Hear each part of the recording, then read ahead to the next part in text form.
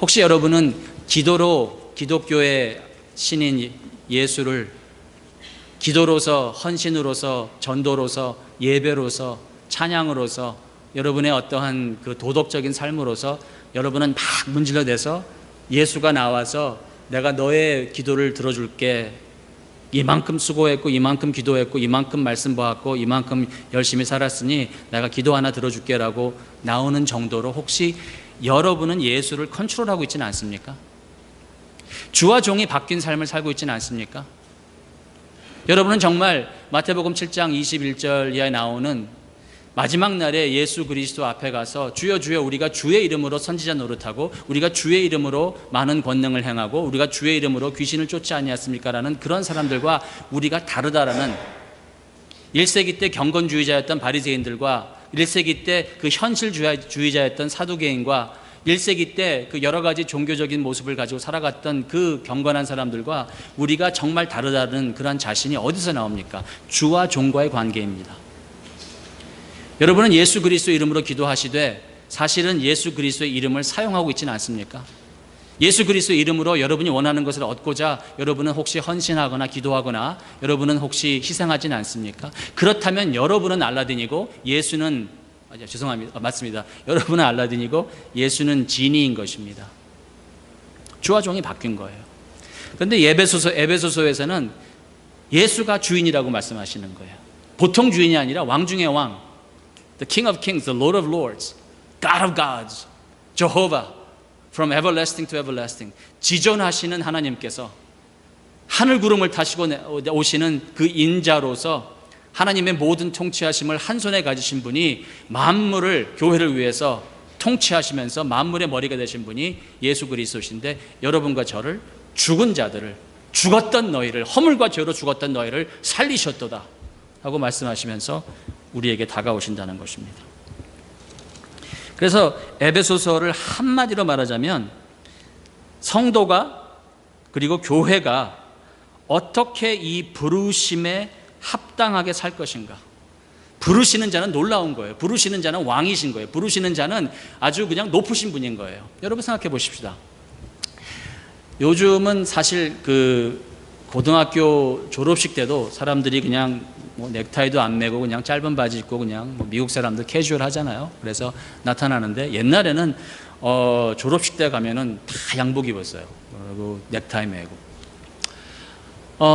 요즘 보니까 결혼식 때도 보니까 뭐 아주 캐주얼하게 오시는 분들도 간혹은 있는데 여러분 대부분 결혼식에 초대받으시면 아마 그 짧은 바지에 스레빠는 아마 일본식 뭐 구두인 것 같은데 끌고 가시는 분들은 아마 많지 않을 거예요.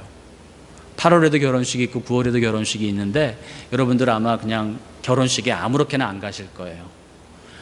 장례식, 여러분 장례식 가는데 그냥 대충 뭐 짧은 바지에 스레빠에 뭐 티셔츠 입고 나타나지는 않을 거예요. 장례식 갈 때는 까만 옷 입고 그래도 뭐 넥타이는 못 멜지라도 정중하게 입고 갈 거예요. 여러분 만약에 미국의 백악관에서 여러분에게 초대장이 왔다고 가정해 보십시다.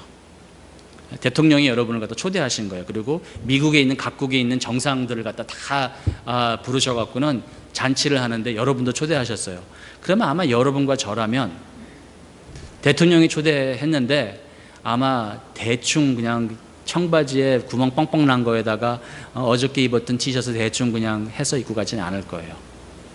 아마 머리도 할 것이고 샤워 매일 안 하는 사람이라도 그날은 샤워할 것이고 아마 그러고 갈 거라고 믿습니다. 왜? 부르시는 자가 누구냐에 따라서 우리가 그 부르심에 합당한 예복을 어떻게 입는가는 우리는 애들도 다 아는 내용이에요. 애들도 누구네 집에 뭐 생일 초대받았다, 잔치하러 간다, 결혼식 간다라고 그러면 애들도 평소에 하던 짓 안 해요. 애들도 백악관 가면은 막 뛰어놀지 않아요. 애들도 백악관은 대통령 사는 곳, 중요한 곳. 근데 이상하게 교회 오면은 그 얘기는 나중에 하기로 하고. 여러분, 부르심에 합당한 삶을 살려면 나를 부르시는 자가 누군지 여러분과 제가 알아야 돼요. 그리고 에베소서 1, 2, 3장은 우리를 부르시는 자가 누구인지 신학적인 토대를, 기반을 만들어줘요. 그리고 그 신학적인 토대에서 기반해서 우리에게 보여주시는 그 예수님은 우리가 두렵고 떨리는 마음으로 감히 눈과 눈을 맞춰서 볼 수 없는 불로 진노하시면서 거룩하신 하나님으로서 정말 모든 것을 심판하시는 대심판자, 주제자이시며 영원하신 분으로 우리에게 다 소개가 되는 거예요. 그 부르심에 합당하게 살려면 과연 나는 어떻게 살아야 되겠는가? 백악관에 초대받은 사람이 거기에 부르심에 합당한 예복을 입는 것처럼 거룩하신 하나님이 왕의 왕, 만왕의 왕, 만주의 주, 모든 것 위에 뛰어나신 삼위일체 하나님, 영원하신 하나님, 지존자이신 하나님, 능력의 하나님, 거룩하신 하나님께서 나를 하나님의 백성으로 부르셨다면 과연 나는 그 부르심에 합당한 삶을 어떻게 살 수 있는가 우리는 물어봐야 된다는 것입니다. 그게 에베소서 4장에서 1, 2, 3장은 신학적인 토대라면 4, 5, 6장은 신학적인 열매로 우리에게 다가옵니다.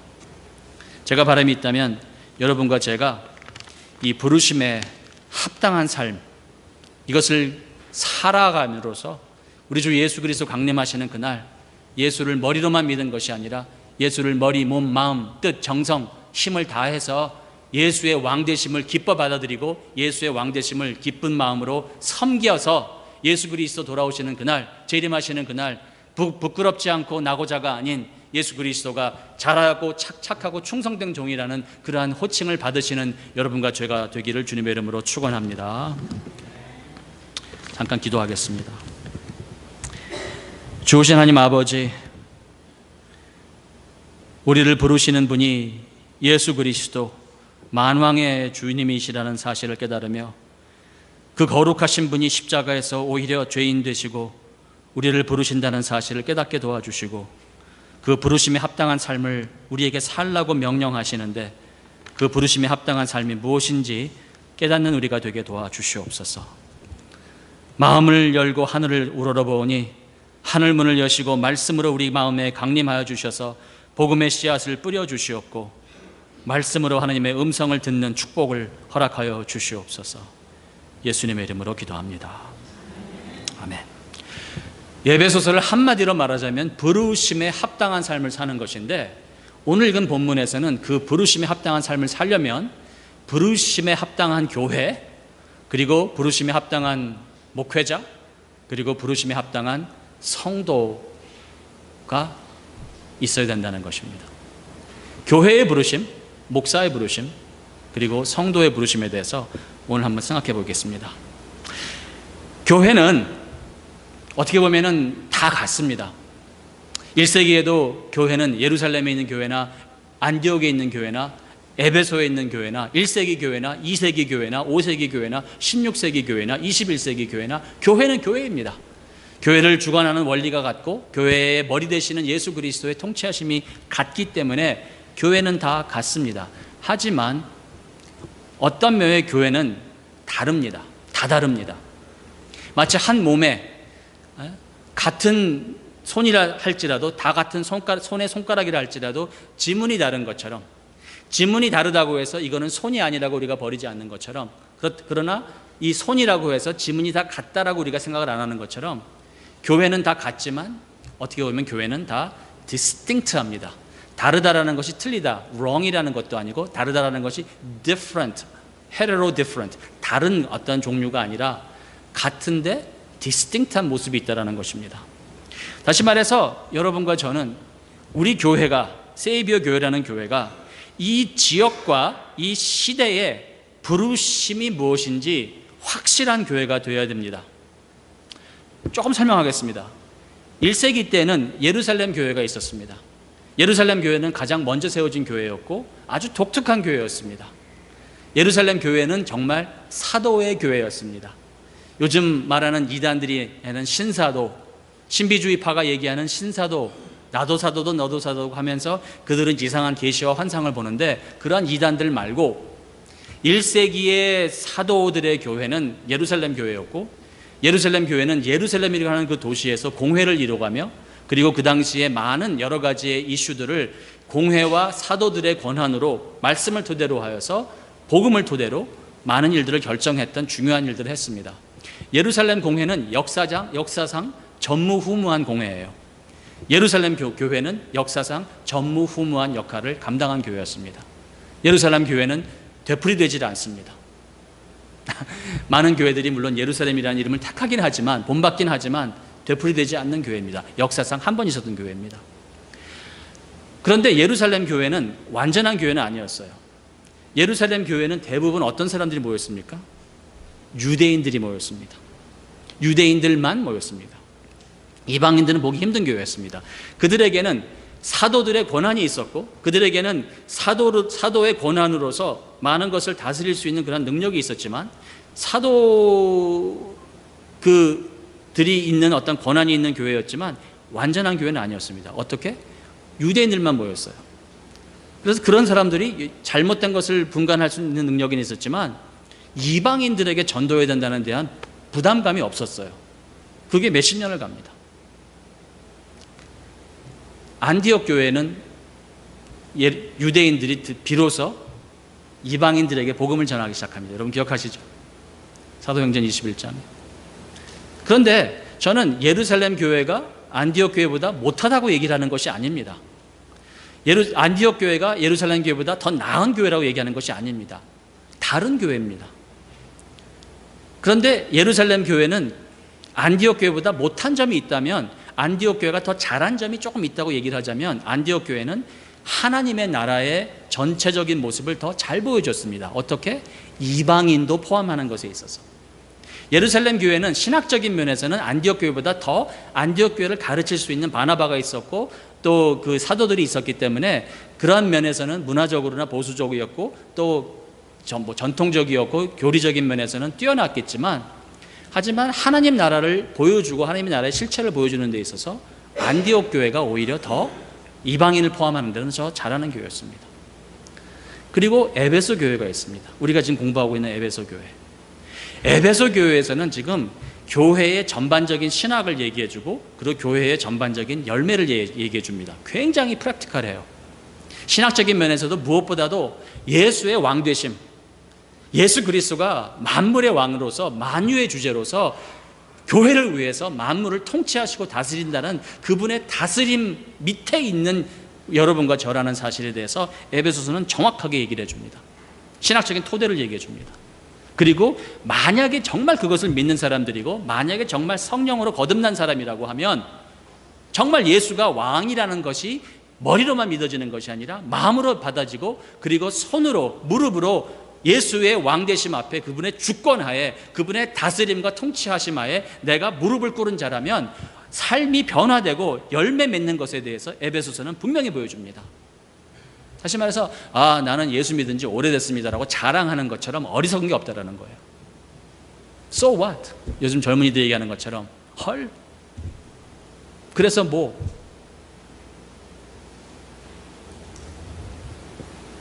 거듭 말씀드리지만 열매라는 것은 내가 오래 그냥 신앙생활 했다고 하는 것이 자랑이 아니고, 정말 얼마나 깊은 맛, 얼마나 그 농부에 하나님이 원하시는 그 뜻대로 그 열매가 싱그럽게 또 깊게 그 창조주의 의도대로 그 열매가 맺어지고 있는가. 다시 말해서 성장적인 어떤 숫자적인 성장이 아니라 성령 안에서의 성화적인 internal transformation, 내 속사람이 바뀌고 변화되고 예수 그리스도를 흉내내는 것이 아니라, 교회 생활을 흉내내는 것이 아니라 예수 그리스도를 얼마나 닮아가고 있는가에 대해서 에베소서는 이렇게 4장, 5장, 6절에 있어서 가정과의 삶에 있어서, 아내와의 관계에 있어서, 남편과의 관계에 있어서, 목사와 교인과의 관계에 있어서, 그리고 교회와 세상과의 관계에 있어서, 부모와 자식 간의 관계에 있어서, 모든 인생의 모든 삶에 있어서 정말 예수가 왕이시라면 그분의 주권하에 있는 나로서 그분의 왕권이 나의 삶을 통해서 어떻게 보여지는가가 4, 5, 6장에서 열매로 보여주는 것입니다. 세이비어 교회의 부르심은 무엇일까요? 여러분 아십니까? 2016년에 뉴욕 퀸즈 이 지역은 사실 전무후무한 이 상황입니다. 뉴욕에서 사용되고 있고 퀸즈에서 사용되고 있는 언어가 여러분 몇 가지나 되는지 아십니까? 50개? 100개? 150개? 200개라고 합니다. 유엔이 보이는 퀸즈에 살고 있는, 그리고 퀸즈와 또 맨하탄을 또 두고 있는 롱아일랜드에 거주하고 있고, 커네티컷, 뉴저지, 등등에 있어서 우리가 살고 있는 뉴욕 메트로폴리탄 에리아라고 하는 이 트라이스테이트 에리아에서 사용되고 있는 언어가 200언어인데 인류 역사상 이렇게 좁은 지역에 밀집된 인구가 200개의 언어를 사용한 적이 없었습니다. 그리고 앞으로도 없을 것입니다. 그렇다면 세이비어 교회가 2016년에 존재해야 되는 이유가 무엇인지 우리는 자문해 봐야 됩니다. 여러분, 세이비어 교회가 왜 있어야 됩니까? 이 지역에 한인 교회가 없습니까? 이 지역에 1세를 위하고 1세만을 위한 1세 목회자가 사역하는 그러한 1세들만을 위한 교회가 이 지역에 없습니까?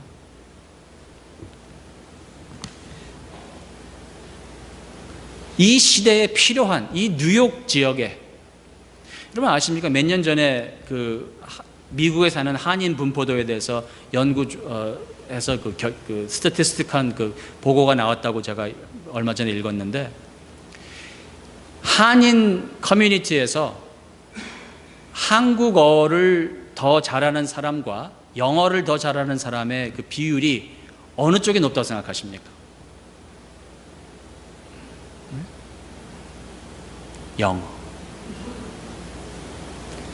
영어를 더 편하게 하는 한인들이 53%라고 합니다.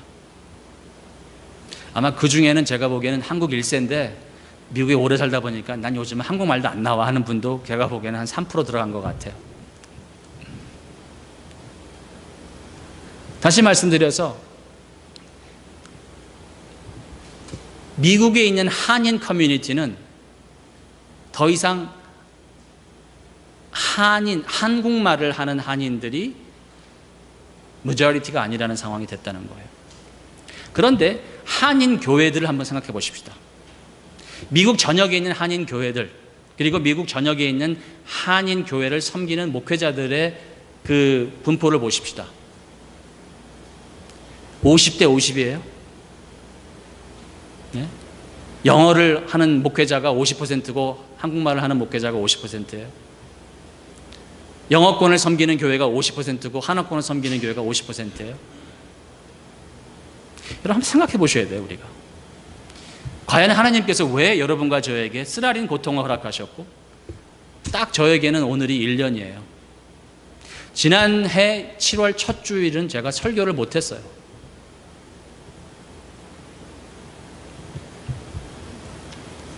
일 년 동안 쓰라린 고통을 지나면서 자신에 대한 어떠한 그 의문도 많이 가지면서 여러분도 지난해 동안에 저보다 많은 고통과 어려움 속에서 방황도 하시고 고난도 겪으시면서 과연 이게 뭐지? 내 나이에 지금 이 상황 속에서 나는 지금 어떻게 되는 거지? 라고 아마 자문하신 분들이 많을 거예요.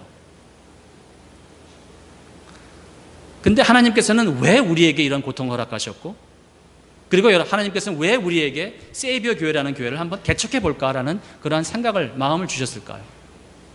단순히 다른 한인 교회들이 하던 것을 반복하라고? 지난 40, 50년 동안의 한인 교회가, 이민 교회들이 기성화되고 기성화된 교회의 모습을 보여주면서 수많은 가나안 성도들을 낳았는데, 여러분과 저는 무엇이 다르기 때문에 그들이 한 잘못을 우리는 반복하지 않고, 그들은 했지만 우리는 더 잘해서 우리는 반복하지 않고, 우리는 똑같은 일을 하지만 우리는 더 잘할 수 있다는 그런 생각이 과연 어디서 나오는 걸까요? 정말 하나님께서는 세이비어 교회를 부르실 때 2016년에 한인 분포도에 볼 때 영어하는 한인들이 과반수를 넘어가며 이 지역에 200 언어를 하는 인종들이 밀집되어 살고 있는 이 상황 속에서 과연 이민교회의 역할이 이민자들을 위로하고 달래주고, 이민자들을 갖다가 품어주고, 이민자들을 갖다가 독려해서 이민자들이 월요일에서 토요일까지 새벽부터 일어나서 밤새도록 밤늦게까지 일하면서 근로하고 노동하고, 그래서 차세대들의 어떠한 경제적 능력을 심어주는 정도일까요? 저는 1.5세로서 저희 부모님이 저에게 항상 하셨던 말 중에 가장 듣기 싫었던 얘기가 뭔지 아십니까? 너 때문에 미국 왔다. 너 공부시키려고 미국 왔어. 그러니까 공부 잘해야 돼.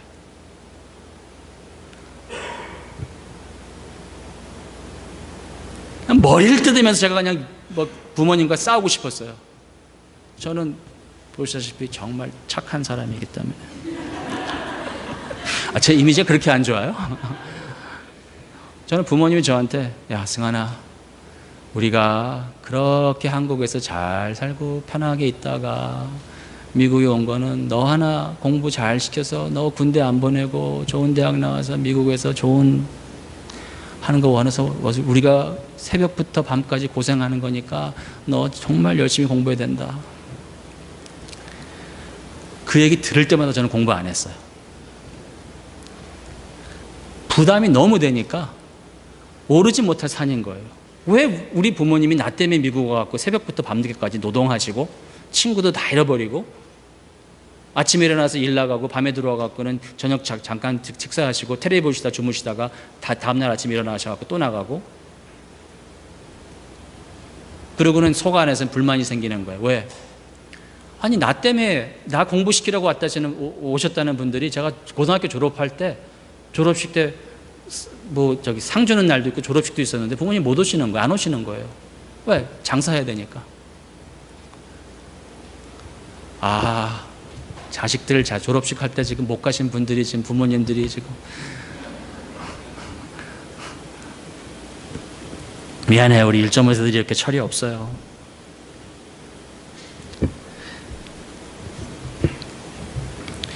(2016년에) 과연 이민교회 역할은 무엇일까요? 저는 세이비어 교회의 부르심은 차세대와 기성세대가 잘 아우러지는 교회라고 생각합니다. 1세만을 위한 교회도 아니고 2세만을 위한 교회도 아니라고 생각합니다. 1세만을 위한 교회는 너무도 많습니다.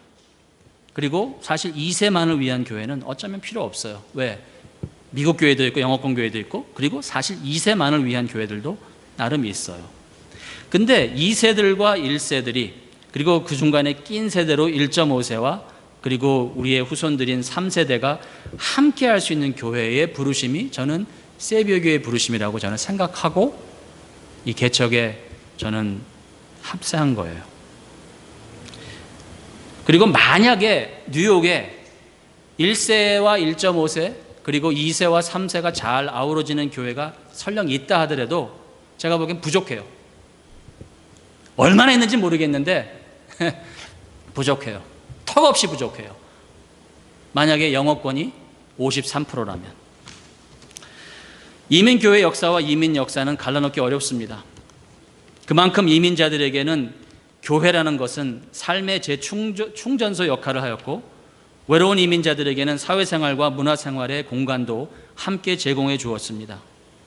그러다 보니 당연히 이민교회의 목회자는 신앙생활 외에 이민자들이 새로운 삶에 잘 적응할 수 있도록 사회복지사의 역할도 같이 했었을 때가 있었습니다. 한인회가 없었고 상조회가 없었고 동호회, 학교 동창회 그런 게 없었을 때 한인 이민자들의 애로사항을 들어주고 해결해주는 해결사의 역할도 이민교회의 그리고 이민 목회자의 역할이었습니다. 하지만 예루살렘의 교회의 역할이 다 하고 나서 안디옥 교회의 역할이 다른 모습으로 절실히 필요했던 것처럼 이민교회는 이제 이민 역사, 하와이 수수밭 농장 역사는 100년이 넘어간 지가 오래되었고 뉴욕의 이민 역사도 50년을 넘어가고 있습니다. 이 시대의 부르심과 더욱 깊어지는 이민사회의 이슈들을 다루기에는 10년 전, 20년 전에 그러한 교회의, 이민교회의 그러한 패러다임과 모델로서는 정말 힘듭니다. 여러분 사용하시는 전화를 보세요. 여러분 5년 전에 쓰시던 전화 지금 쓰시는 분 많지 않아요. 한두 분 정도는 가끔 보면 계시더라고요. 정말 자랑스러워요. 정말 대단하신 분들이에요. 정말. 근데 대부분 여러분들은 지금 지난 1, 2년 사이에 전화 바꾸셨을 거예요. 그렇죠? 스마트폰, 카톡, SNS, 페이스북.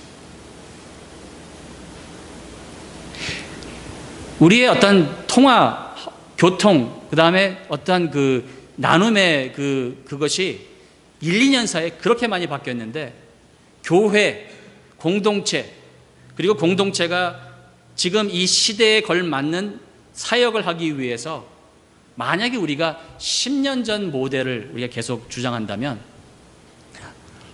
만약에 우리가 20년 전 모델을, 20년 전에 우리 이게 정말 좋았어요, 목사님. 10년 전에 제가 다니던 교회 정말 이거 좋았어요. 네, 압니다. 10년 전에 좋았어요. 예루살렘 교회 정말 좋았어요. 하지만 예루살렘 교회는 그 당시에 그 지역에 했던 역할이 있었고, 여러분, 만약에 세이비어 교회가 2016년에 아프리카에 세워졌으면 우리 이렇게 안 모여요. 이렇게 모여서는 안 돼요. 세이비어 교회가 만약에 동남아시아에 2016년에 세워졌으면 우리 이렇게 모이면 안 돼요. 세이비어 교회가 만약에 1800년도 조선시대에 세워졌으면 우리 이렇게 모이면 안 돼요. 교회의 부르심은 그 시대에 맞아야 되고 그 지역에 맞아야 되는 거예요. 저는 확신합니다. 여러분과 저는 하나님께서 이민자로 불러주신 것이 아닙니다. 이민자로 부르심을 받았다고 생각하고 이민자로서의 꿈을 이루고 그리고 돌아가시는 분은 정말 처절하신 분들이에요. 정말 불쌍한 사람들이에요. 왜? 본질을 잃어버리고 하나님의 그 고귀하시고 놀라우신 하나님의 그 왕국의 부르심을 깨닫지 못하고 단순히 그 썩어져갈 미국 꿈, 아메리칸 드림 정도만 이루고 돌아가신다면 그 사람처럼 불쌍한 사람은 없어요. 아무리 배 떵떵거리고 뭐 큰 집에 좋은 집에 뭐 좋은 차 타고 다녀도 그 사람처럼 불쌍한 인간은 없는 거라고 저는 믿습니다. 인간 휴먼 비잉입니다. by the way.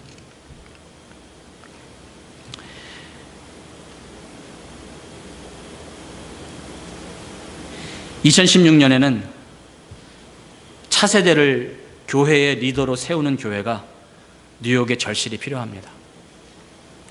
그래서 1세에서 3세까지 1세만을 위한 교회도 아니고 1.5세만을 위한 교회도 아니고 2세만을 위한 교회, 3세만을 위한 교회도 아니고 1세에서 3세까지 함께 예수의 왕되심 그리고 하나님의 나라를 실체로 보여주는 건강한 교회로서의 부르심이 저는 세이비어 교회에 있다고 저는 믿습니다. 그러한 교회가 이 지역에 절실히 필요합니다.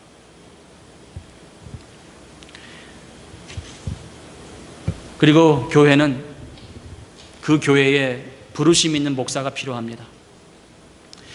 그리고 그 목사는 그 지교회를 섬기고자 하는 부르심이 확실해야 됩니다.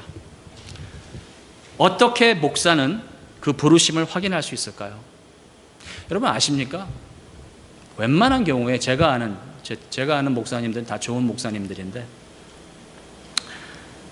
목사들은 교회가 좋아서 그 교회에 가고 교회가 싫어서 떠나지 않습니다. 믿거나 말거나 목사들은 부르심에 대한 것을 놓고 고민합니다. 때로는 부르심에 대해서 나중에 후회할 때도 있어요. 아니었나 보다. 근데 하나님은 참 얄궂게도 벽에다가 이렇게 쓰시는 것은 요즘 안 하시더라고요. 이 꺼지지 않는 떨기나무, 요즘 안 하시더라고요. 밤에 꿈 보여주는 것도 요즘 안 하시더라고요. 말씀으로 이제 그 다음에 상황적으로 하나님이 어떻게 인도하시는가를 깨달아야 되는데,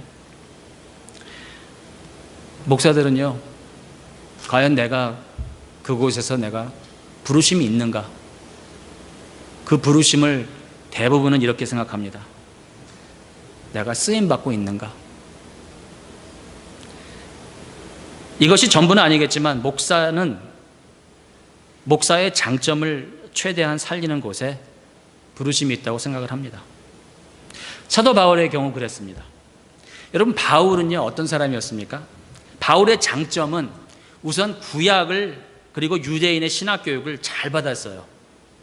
가말리엘이라는 사람의 제자로서 사도 바울은 교육이 굉장히 높았어요. 가방끈이 굉장히 길었던 사람이에요. 못 배운 사람이 아니고, 그리고 사도 바울은 사내들인 공회원으로서 유대인 중에 엘리트였어요. 그리고 그 당시에 사도 바울이 엘리트라는 것에 그의 장점이었고, 사도 바울이 엘리트라는 것을 가지고 그 당시 사람들은 문제 삼지 않았어요. 바울은 로마 시민으로 태어났어요. 또 그래서 다언어와 다문화에 대한 이해가 많았어요. 어떻게 보면 1.5세와 비슷한 점이 있어요. 제가 보기에는. 왜냐하면 2세는 그 2세의 언어만 하지만 바울은 2세로서의 로마 대제국의 그 언어만 하지 않았어요. 라틴어만 하지 않았어요. 히라보만 하지 않았어요. 바울은 유대 정통 히브리 언어도 아주 잘했던 사람이었어요. 그러다 보니까 다세대, 다언어, 다문화에 대한 이해가 많은, 공부 많이 한, 신학적으로 아주 쌓여진 그런 사람이었는데, 그 당시 사람들이 여러분 다 그랬을까요? 바울이 그냥 뭐 부지기수적으로 그냥 뭐 너 같은 사람 많어 그럴 수 있을까요? 아닙니다. 바울 같은 사람 많지 않았어요. 하나님이 괜히 사울을 다메섹 선상에서 부르시면서 하나님이 괜히 쓰신 거 아니었어요. 유대인 차세대는 로마식 교육과 히랍 언어로 국한된 사고방식을 가졌기 때문에 유대인들은 우리가 얘기하는 70인 번역이라는 70인 번역이라고 하는 히브리 성경을 자녀들이 히브리어를 모르니까 이 그릭 말로, 히랍 말로 유대인 2세, 3세들을 가르치기 위해서 번역본을 만드는 게 70인 번역이에요. 셉투어전트라고 합니다.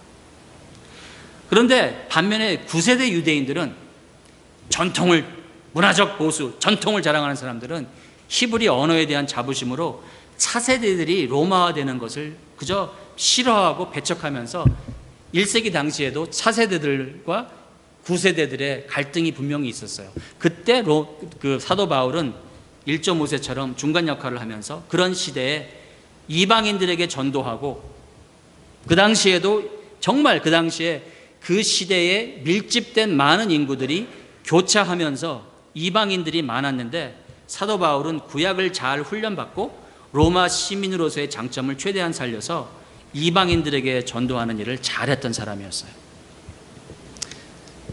사도 바울의 부르심이 확실한 것은 그는 여러 차례 선교 여행을 통해서 교회를 세웠고, 그의 딱 부러지는 까칠함, 요즘으로 말하면 뭐 도시남이라고 그래? 뭐라고 그래? 뭐라고 그래? 몰라요. 오케이. 까도남? 까도남. 성격과 신학으로 이단들과 싸웠고 복음이 부패되는 것을 막는 데 쓰임을 받았어요. 그의 역할은 처음에는 순회 교사로서 말씀을 가르치는 것이었고, 그래서 두란노에서 2년 동안 말씀 사역 같은 예가 있었고, 그의 가르치는 사역을 통해서 안디옥 교회, 빌립보 교회, 데살로니가 교회 등 1세기에 수많은 교회들이 세워졌어. 그리고 도움을 받았습니다. 그리고 그가 세우지 않았던 교회들도 로마서와 같은 편지를 통해서 가르침을 나눴고, 사도 바울은 디모데와 같은 제자를 양육하는 일을 하였습니다. 이 모든 일들은 바울이라는 사람의 장점을 최대한 살리는 사역이었고, 바울은 나는 죄인 중에 괴수라고 자칭하는 사도였지만 하나님이 사도 바울을 통해서 하신 일은 정말 놀라웠습니다. 저는 이 목사의 장점을 살려서 하는 목회의 원리는 1세기에만, 그리고 사도 바울에게만 국한되는 원리가 아니라고 생각을 합니다. 많은 목사들에게 이 부르심이라는 것은 고민스럽습니다. 어떤 이에게는 외지 선교지가, 어떤 이들에게는 기관 사역이, 어떤 이들에게는 기성교회가, 그리고 어떤 이들에게는 차세대, 다세대 사역이 어울리는 부르심이라고 저는 생각을 합니다. 모든 사람에게는 장점이 있고 단점이 있습니다. 확실히 알 수 있는 것은 계속해서 목사의 단점이 두드러지게 나타나고 그 목회자가 그 교회에 계속 걸림돌이 된다면 그 목회자는 그 교회에 바람직하지도 않고 적합하지 않다라고 저는 알고 있습니다. 먼저 그 교회는, 그 지교회는 그 시대와 지역의 부르심이, 그 교회의 부르심이 무엇인가 먼저 그 교회는 마음을 합해야 할 것이며, 그리고 그 교회는 그 부르심에 따라서 그 부르심에 걸맞는 목회자를 그 부르심에 맞는 교회의 목회자로 세우는 것이 현명합니다. 세비오 교회는 과연 어떤 교회로의 부르심이 있습니까? 지난 40-50년 동안의 기성화된 이민교회를 발자취를 다시 한번 걷되 과거의 실수를 피하는 정도의 부르심입니까?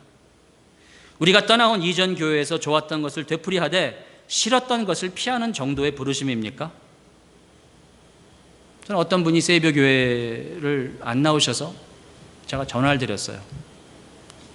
그래서 그분에게 왜 우리 교회를 떠나셨어요? 라고 그랬더니 그분이 하신 말씀이 저는 세이비어 교회를 떠난 것이 아닙니다. 깜짝 놀랐어요. 제가 무슨 말씀이세요? 저는 본 교회에 귀대했습니다. 그러시더라고요. 그래서 제가 네, 알겠습니다. 본 교회 가셔서 신앙생활 잘 하십시오. 축복해드리고 제가 대화를 끊었습니다. 목사도 사람인지라 그런 대화를 하고 나면 무너지는 모습이 있습니다. 세이비어 교회를 떠난 것이 아니라 본 교회로 귀대했다.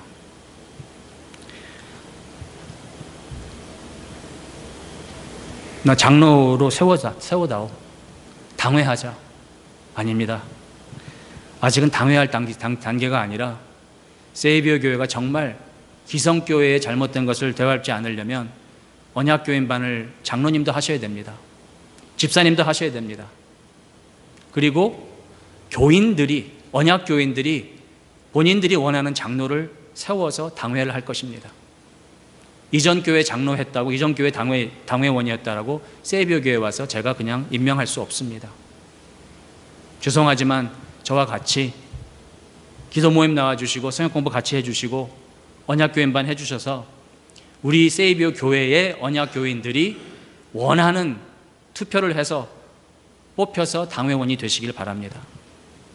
하지만 제가 비공식적으로는 장로님이라 호칭하겠으며 장로님과 많은 일을 상의하면서 당회는 안 세우지만 제가 장로님을 많이 의지할 것입니다. 그런 것이 문제가 된다면 장로로서 대접받는 것이, 집사로서 인정받는 것이 중요하다면 과연 무슨 부르심으로, 어떠한 부르심으로 세이비어 교회를 세워야 되는지 저는 솔직히 혼돈이 옵니다. 그런 분들을 제가 가서 제가 잘못했다고 붙잡으라고 합니다. 뭘 잘못했는지 모르겠습니다. 근데 일세라고 그래요. 그게 가서 그냥 손잡아주고 잘못했어요. 제가 그냥 마음 푸세요. 그러면 일세는 마음 푸르니까 목사님 자존심 버리시고 가셔갖고 그냥 비벼대세요 라고 하는데 제가 안 돼요. 그게 하기 싫어서가 아니라 안 돼요. 제가 죄송합니다. 제가 잘못했으면 저는 분명히 잘못하고 저는 분명히 인정하는 사람이에요. 모르는 거 제가 모른다고 얘기하는 사람이고 실수하면 제가 실수한 것에 대해서 인정해요. 뭐 예배 인도하다가 찬양대 순서 잊어먹고 제가 성경 봉독할 수도 있어요. 그게 약간 좀 쑥스럽지만 그것 때문에 저는 밤잠 못 자지는 않습니다. 그거보다 더 큰 허물이 많은 사람인데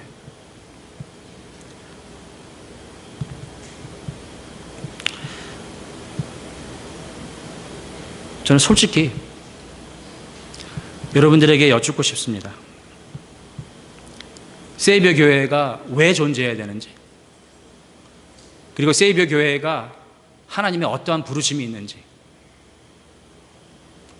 세이비어 교회가 일세만을 위한 일세적인 교회여야 되는지, 그리고 저는요 그게 나쁘다고 얘기하는 게 아니에요. 예루살렘 교회가 나쁘다, 안디옥 교회가 나쁘다, 아니에요. 저는 60년대 목회 스타일, 70년대 목회 스타일 저는 나쁘다고 한 번도 얘기를 하지 않습니다. 제 후배들이 미국에서 신학교 나왔다고 하면서 일세 목사들을 목사 저것도 몰라라고 깔볼 때 저는 야단치는 사람이에요. 여러분 아시는지 모르겠지만 왜?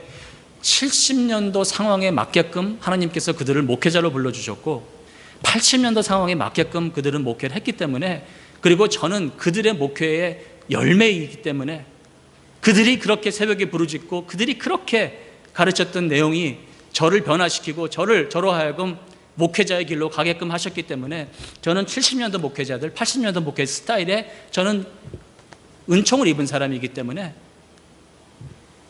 제 후배들이 괜히 1세 목회자들, 미국에서 우리가 신학교 나왔다고 해서 뭐 좀 영어 좀 잘한다고 해서 낮춰보면 저는 제가 오히려 화를 내는 사람입니다. 하지만 70년도의 부르심과 80년도의 부르심은 더 이상 2016년도의 부르심은 아니라고 저는 생각을 합니다. 그런데 퀸즈에는 1세를 위한 1세 교회가 필요합니다. 1세만을 위한 1세 목회자가 목회하는 1세를 중심으로 하는 1세 교회는 분명히 필요해요. 퀸즈에. 그리고 많아요.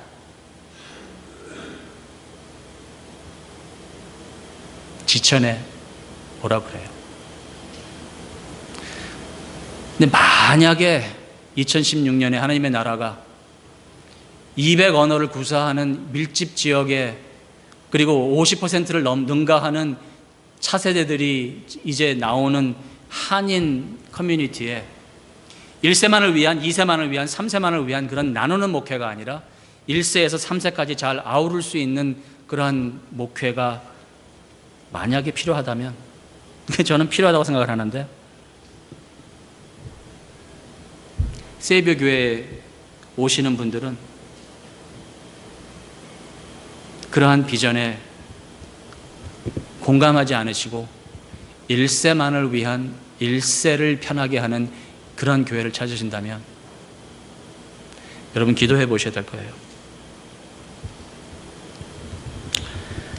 교회가 복음 공동체로서의 시대적 사명에 대해서 명확하게 판단할 때, 그것에 대한 답이 명확할 때 어떠한 목회자가 이 교회를 섬기는 것이 옳을지에 대해서도 판단이 날 거라고 저는 생각을 합니다.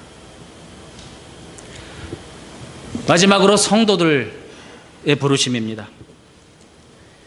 목사와 교회만 부르심이 있는 것이 아니라는 것입니다. 한번 생각해 보십시다, 여러분. 여러분이 오늘 여기에 앉아 계시고 이 교회를, 이 예배를 선택하는 기준이 무엇이었습니까? 담임 목사? 교회 건물? 프로그램? 나와 안면이 있는 친구들? 이런 것들은 잘못된 것은 아닐지라도 이런 것들은 가장 중요한 기준, 신학적인 기준은 아닙니다. 에베소서에서 강조되는 것은 뭐냐면 예수가 왕 되심, 그리고 하나님 나라가 가까웠으니 회개하라. 때가 찼음에 하나님 나라가 가까웠으니 회개하고 예수가 왕이라는 이 복음을 믿으라. 그렇다면 여러분과 제가 교회를, 오늘 방문하신 분들 계신데, 그리고 오늘 이 메시지를 들으시는 가나한 성도님들에게 저는 조언하자면, 여러분이 교회를 선택하는 그 기준은 외형적인 그런 모습이 아니라 과연 그 교회가, 여러분이 선택하시는 그 교회가 하나님 나라에서 어떠한 부르심이 있는가를 여러분이 파악하셔야 됩니다. 그리고 자신에게 여러분 물으셔야 됩니다. 내가 과연 그 교회가 갖고 있는 부르심과 동일한 부르심을 내가 갖고 있는가, 갖기를 원하는가. 그것이 여러분이 교회를 선택해야 되는 가장 중요한 기준이 되기를 주님의 이름으로 축원합니다. 성도라면 이 부르심이 확실해야 됩니다.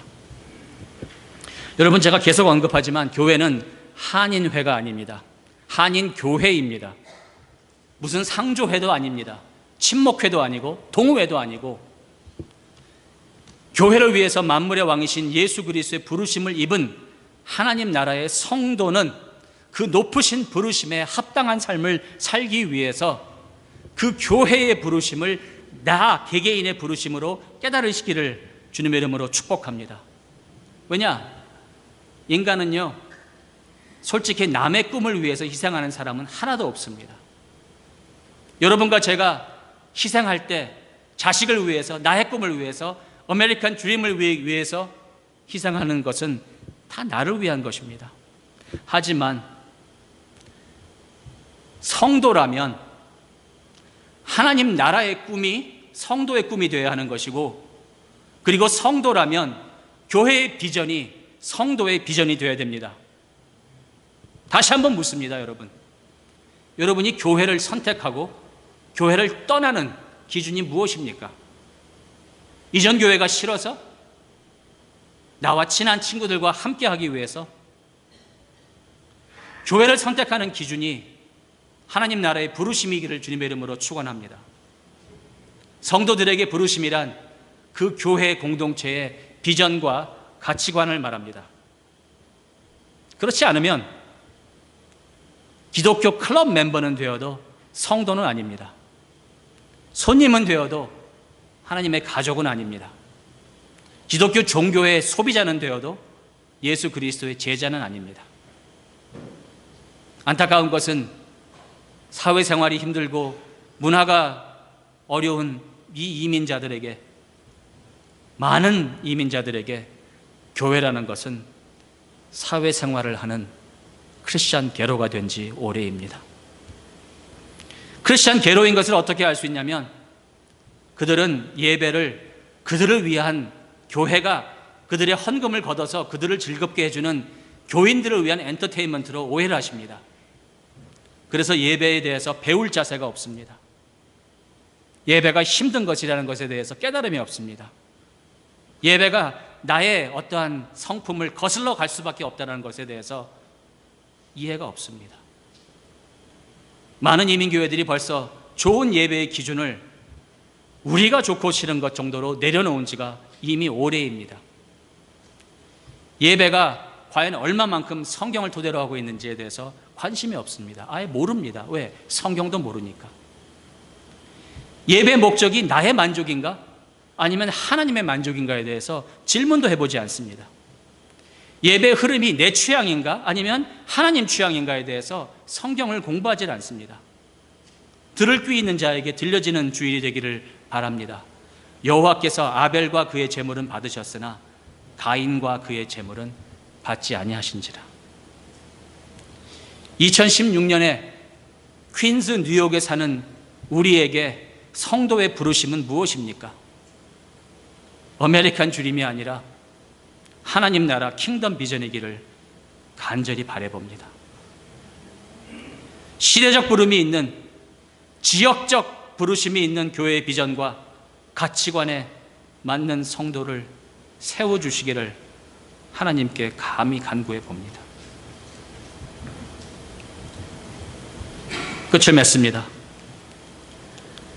신앙생활의 목적에 합당한 삶을, 그 높으신 하나님의 부르심에 합당한 삶을 나는 오늘 살고 있습니까?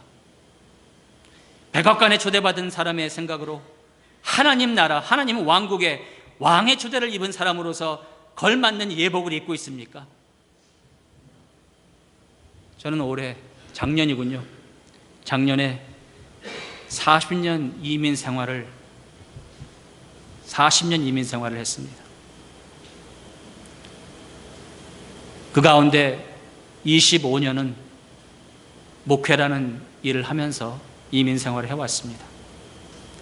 수도 없이 이민교회가 치고받고 싸우는 것을 보았고, 수도 없이 이민교회가 자행하며 사회생활하며 하나님의 나라는커녕 정말 부끄러운 종교생활을 하는 것을 보았습니다.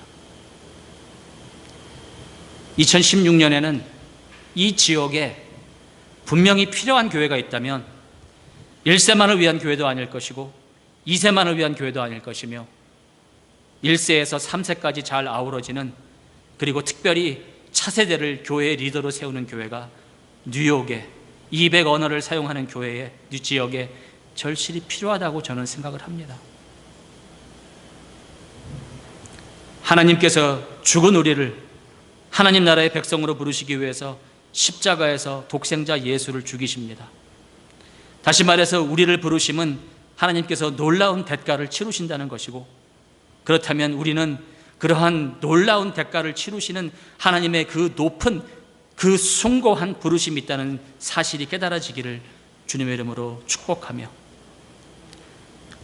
먹든지 마시든지 무엇을 하든지, 그리고 나이가 많든지 적든지, 신앙생활을 오래 했든지 적게 했든지 그 부르심에 합당한 삶을 사는 여러분과 제가 되기를 주님의 이름으로 축원합니다. 기도하겠습니다.